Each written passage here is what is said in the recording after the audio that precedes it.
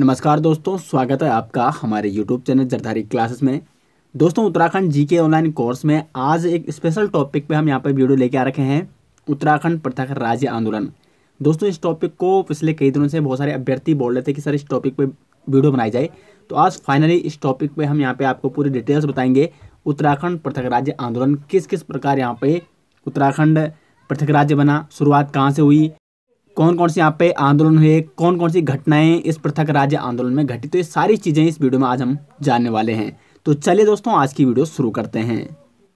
दोस्तों, तो जो ये उत्तराखंड पृथक राज्य आंदोलन है, पहले ये जान लेते हैं कि उत्तराखंड को पृथक राज्य बनाने की जरूरत क्यों पड़ी आखिरकार। उत्तराखंड जो कि उत्तरांचल के रूप में गठित हुआ, ये सब आप जानते होंगे कि ये पहले किस राज्य में आता था। उत्तर प्रदेश राज्य में हम सब उत्तराखंड के जो लोग थे वो किस में आते थे, उत्तर प्रदेश राज्य में आते थे। अब उत्तर प्रदेश का अधिकांश जो भौगोलिक स्थिति अगर हम उत्तर प्रदेश की देखें तो वो शहरी है अधिकांशतः, और उत्तराखंड की भौगोलिक स्थिति कैसी है आप सभी जानते हैं, पर्वतीय है। तो कोई भी योजना अगर किसी भी राज्य में लागू होती है उस राज्य के विकास के लिए, तो कहीं ना कहीं उसको उसकी भौगोलिक स्थिति देखकर वो योजनाएं लागू होती है, उस राज्य का विकास होता है। तो अब यहाँ पे अधिकांशतः जो हिस्सा था उत्तर प्रदेश का वो शहरी क्षेत्र था, इसलिए पर्वतीय क्षेत्र का यहाँ पे विकास नहीं हो पा रहा था। इसलिए इस पर्वतीय क्षेत्र का विकास हो सके, इसीलिए यहाँ पे क्या हुआ, पृथक राज्य आंदोलन शुरू हुआ, और जो बाद में क्या हुआ, उत्तरांचल राज्य का गठन हुआ, जिसको बाद में उत्तराखंड नाम दिया गया। तो ये सारी चीज़ें हम एक एक करके यहाँ पे स्टेप बाय स्टेप यहाँ पे जानने की कोशिश करते हैं।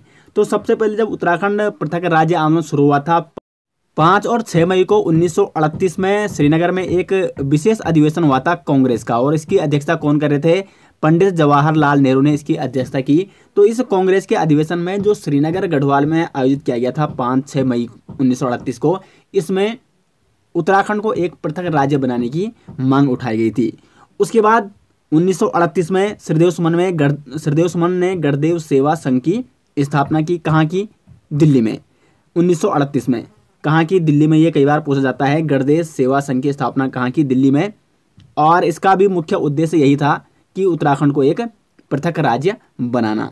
तो पृथक राज्य की मांग हेतु दिल्ली में गढ़देव सेवा संघ की स्थापना की गई 1938 में। किसके द्वारा, श्रीदेव सुमन द्वारा।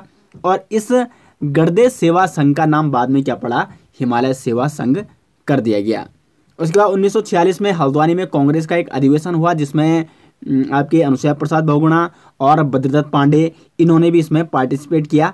तो अनुसुईया प्रसाद बहुगुणा, इन्होंने यहाँ पे गढ़वाल और कुमाऊं को अलग क्षेत्रीय भाग बनाने की मांग उठाई हल्द्वानी के कांग्रेस अधिवेशन में, और बद्रीदत्त पांडे ने उत्तरांचल के पर्वतीय भूभाग को एक विशेष वर्ग में रखने की यहाँ पे मांग उठाई। तो यहाँ पे जो भी मांग उठाई गई या जो भी यहाँ पे आंदोलन हुए, इस पृथक राज्य आंदोलन के अंतर्गत जो भी कांड हुए या जो भी यहाँ पे क्रांतियाँ हुई, उन सब का एक ही मकसद था। मकसद क्या था, उत्तराखंड जो अब है, जो पहले उत्तरांचल के रूप में जो गठित हुआ, तो इसको एक पर्वतीय राज्य बनाना या इसको एक पृथक राज्य बनाना, सबका यही मेन उद्देश्य था। उसके बाद आगे बढ़ते हैं। तो यहाँ पे 1950 में क्या हुआ कि हिमालयी राज्य बनाने के लिए उत्तराखंड को और हिमाचल प्रदेश को हिमालय राज्य बनाने के लिए पर्वतीय विकास जन समिति नामक संगठन बनाया गया। कब बनाया गया, पर्वतीय विकास जन समिति नामक संगठन 1950 में। और इसका मुख्य उद्देश्य क्या था, हिमाचल और उत्तराखंड को एक पृथक हिमालयी राज्य के रूप में दर्जा देना। उसके बाद यहाँ पे 1957 में टिहरी के जो अंतिम नरेश है, टिहरी रियासत के अंतिम नरेश कौन थे, मानवेंद्र शाह। तो मानवेंद्र शाह भी 1957 में इस आंदोलन से जुड़ गए थे, यानी उत्तराखंड पृथक राज्य आंदोलन से। अब बात आती है यहाँ पे पर्वतीय राज्य परिषद की। तो पर्वतीय राज्य परिषद, इसका गठन कब किया गया, 1967 में। अब देखो, जिसका भी गठन किया, जो भी संगठन यहाँ पे बना है, तो मैं आपको पहले ही बता चुका हूँ कि सबका उद्देश्य विशेषकर एक ही था, उत्तराखंड को एक अलग राज्य यानी पृथक राज्य बनाना, एक पर्वतीय राज्य बनाना।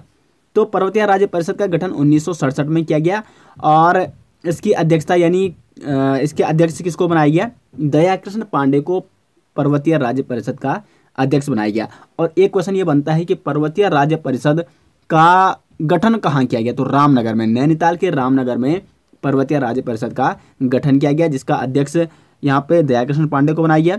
इसके उपाध्यक्ष कौन थे, गोविंद सिंह मेहरा, जबकि महासचिव किसको बनाया गया, नारायण दत्त सुंदरियाल को बनाया गया। तो अध्यक्ष, उपाध्यक्ष, महासचिव कौन थे पर्वतीय राज्य परिषद की, ये भी आपको नोट करने हैं। उसके बाद पर्वतीय राज्य परिषद के बाद यहाँ पे बहुत सारे संगठन बनने शुरू हो गए थे और बहुत सारे संगठन बनने लगे उत्तराखंड में। तो 1969 में यहाँ पे पर्वतीय विकास परिषद का गठन किया गया। किसके द्वारा? उत्तर प्रदेश सरकार द्वारा। देखो, पर्वतीय विकास परिषद का गठन 1969 में किसके द्वारा किया गया? उत्तर प्रदेश सरकार द्वारा। इसमें आपको कंफ्यूज नहीं होना है, ये ऊपर वाला है पर्वतीय राज्य परिषद, जबकि ये है आपका पर्वतीय विकास परिषद, जिसका गठन किसने किया? उत्तर प्रदेश सरकार ने 1969 में। और इसका मुख्य उद्देश्य यही था कि पर्वतीय क्षेत्र का विकास करना। अभी भी सरकार मतलब टाल मटोल ही कर रही है कि अभी प्रथा का राज्य नहीं बनाना है, बल्कि हम क्या करेंगे, राज्य रहने देते हैं और जो पर्वतीय क्षेत्र हैं जैसे उत्तराखंड हो गया, इसका हम क्या करेंगे, विकास करेंगे अच्छे से। तो पर्वतीय विकास परिषद का जो गठन किया गया उत्तर प्रदेश सरकार द्वारा, इसका यही उद्देश्य था कि जो पर्वतीय क्षेत्र है इसका विकास करना। उसके बाद 3 अक्टूबर 1970 को पीसी जोशी द्वारा कुमाऊं राष्ट्रीय मोर्चा का गठन किया गया और 1972 को उसके बाद नैनीताल में उत्तरांचल परिषद का गठन हुआ। उत्तरांचल परिषद का गठन कहाँ हुआ? नैनीताल में हुआ। कब हुआ? 1972 में। और उत्तरांचल परिषद ने दिल्ली चलो का नारा दिया 1973 में। 72 में ये गठन किया गया, जबकि दिल्ली चलो का नारा इन्होंने 1973 में दिया।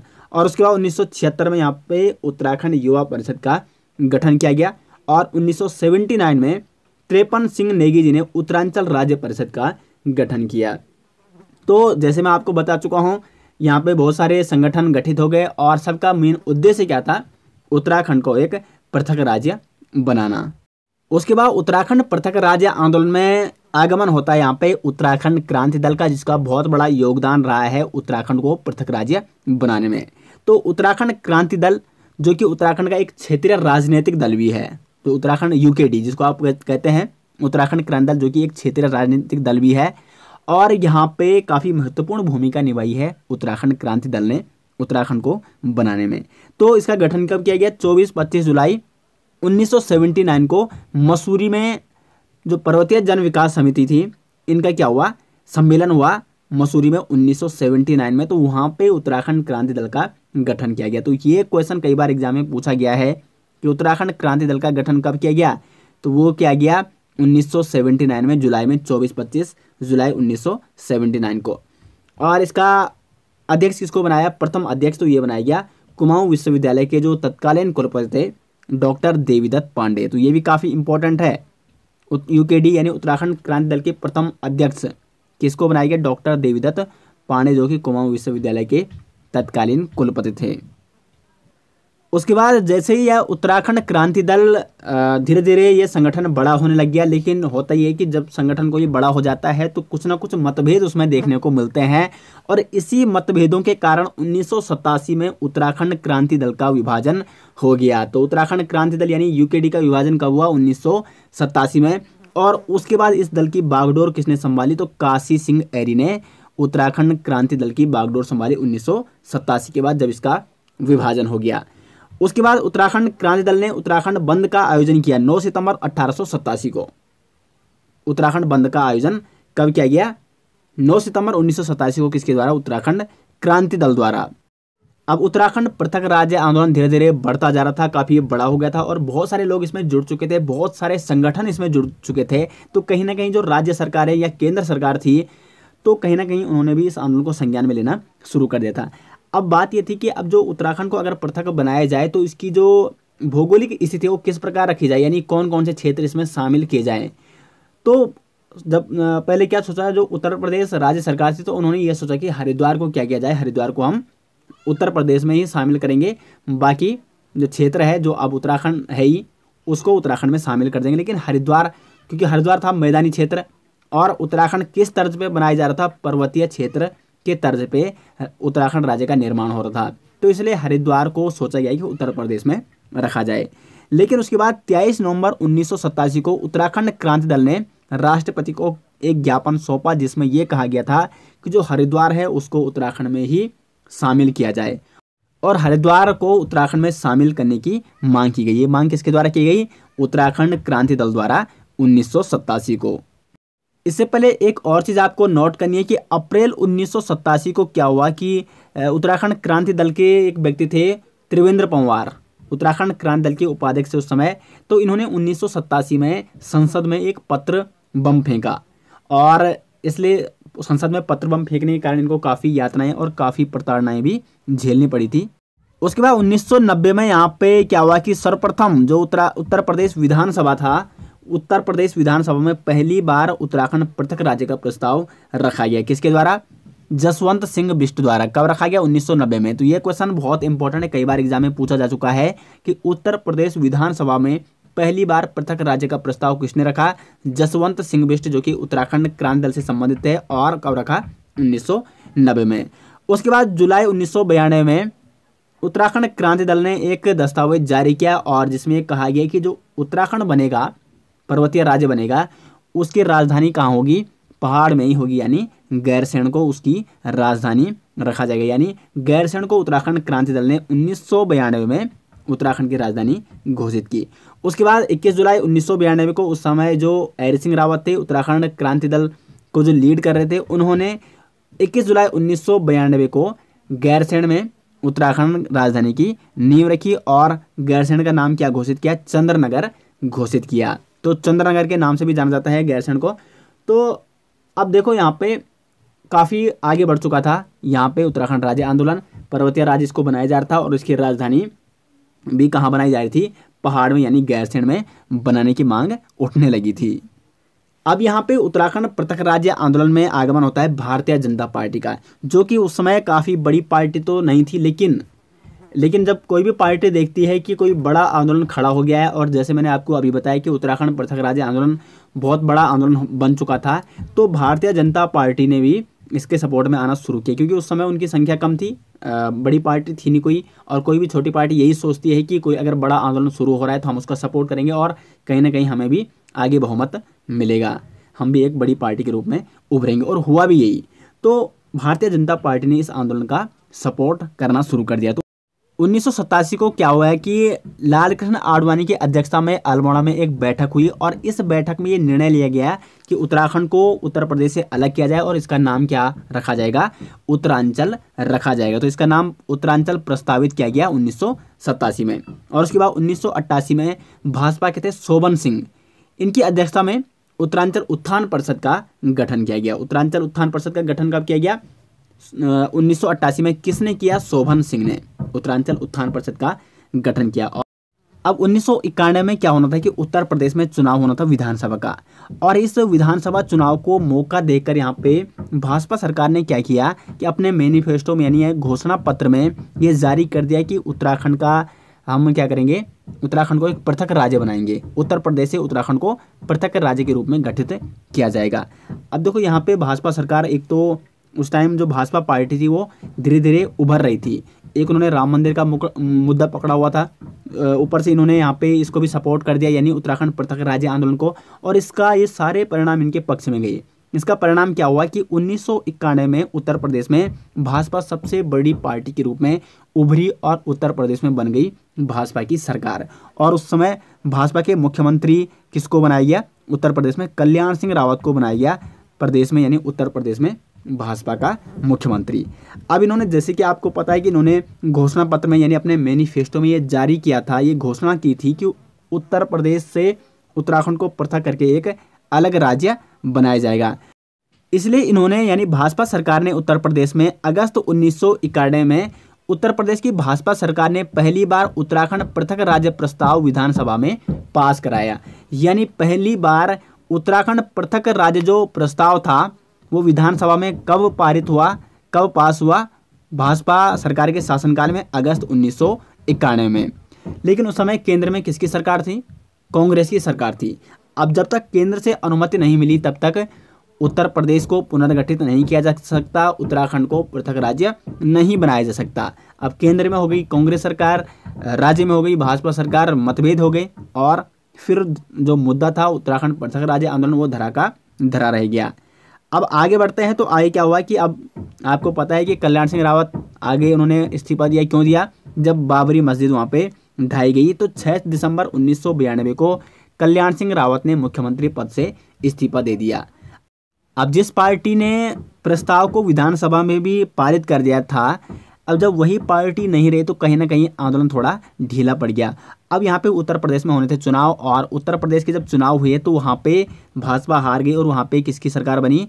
समाजवादी पार्टी की वहाँ पे सरकार बनी और मुख्यमंत्री कौन बने 1993 में उत्तर प्रदेश के मुख्यमंत्री मुलायम सिंह यादव बन गए। अब आता है बहुत बड़ा मोड़ यहाँ पे उत्तराखंड पृथक राज्य आंदोलन में। अब मुलायम सरकार ने क्या किया, क्योंकि आंदोलन तो अभी भी चल रहा था, तो मुलायम सरकार ने यहाँ पे 2 समितियों को गठित किया, कौशिक समिति और बर्तवाल समिति। और इन जो समिति थी, यानी जो कौशिक समिति है और बर्तवाल समिति, इनका मुख्य कार्य क्या था कि उत्तराखंड की भौगोलिक संरचना और राजधानी पर इन्होंने अपनी राय देनी थी। यानी उत्तराखंड का जो स्ट्रक्चर होगा, मैप होगा, वो कैसा होगा, यानी कौन कौन से क्षेत्र उत्तराखंड में रखे जाएंगे और साथ ही साथ राजधानी कहाँ स्थापित की है, राजधानी कहाँ बनाई जाए उत्तराखंड राज्य की। तो 1993 में यहाँ पे मुलायम सिंह यादव उत्तर प्रदेश के जब मुख्यमंत्री बने तो उन्होंने 1994 में 2 समितियां गठित की, कौशिक समिति और बर्तवाल समिति। तो कौशिक समिति का गठन और बर्तवाल समिति का गठन किसने किया? मुलायम सिंह यादव ने किया। और कब किया? 1994 में। अब देखो कौशिक समिति के बारे में जान लेते हैं, यहाँ से कई बार क्वेश्चन बनता है एग्जाम में। तो कौशिक समिति का गठन हुआ 4 जनवरी 1994 में और इसके अध्यक्ष कौन थे? तो रमाशंकर कौशिक। रमाशंकर कौशिक कौशिक समिति के अध्यक्ष बनाए गए। और मई 1994 में कौशिक समिति ने उत्तराखंड पृथक राज्य हेतु अपनी राय प्रस्तुत की सरकार के सामने। अब देखो एक और पॉइंट, बहुत ही महत्वपूर्ण पॉइंट है यहाँ पे कि उत्तराखंड राज्य में 8 जनपद और 3 मंडल स्थापित किए जाए। ये अपनी मांग में, यानी अपनी सिफारिश में सरकार से किसने कहा? कौशिक समिति ने। ये क्वेश्चन एक बार बन चुका है यूके के एग्जाम में कि जो कौशिक समिति थी उसने उत्तराखंड राज्य में कितने मंडलों को बनाने की सिफारिश की थी? तो 3 मंडलों को। ठीक है, 8 जनपद और इसमें 3 मंडल, ये बनाने की सिफारिश की थी कौशिक समिति ने। और उसके बाद 21 जून 1994 को मुलायम यादव सरकार ने क्या किया? कौशिक समिति की सिफारिश को स्वीकार कर लिया। कब किया गया? 21 जून 1994 को। और बर्तवाल समिति भी थी, इसका गठन कब किया गया? 1994 में। और इसके अध्यक्ष कौन थे? तो वो थे विनोद बर्तवाल। अध्यक्ष तो आपको दोनों के नोट करने हैं। कौशिक समिति के अध्यक्ष हैं रमाशंकर कौशिक और बर्तवाल समिति के अध्यक्ष हैं विनोद बर्तवाल।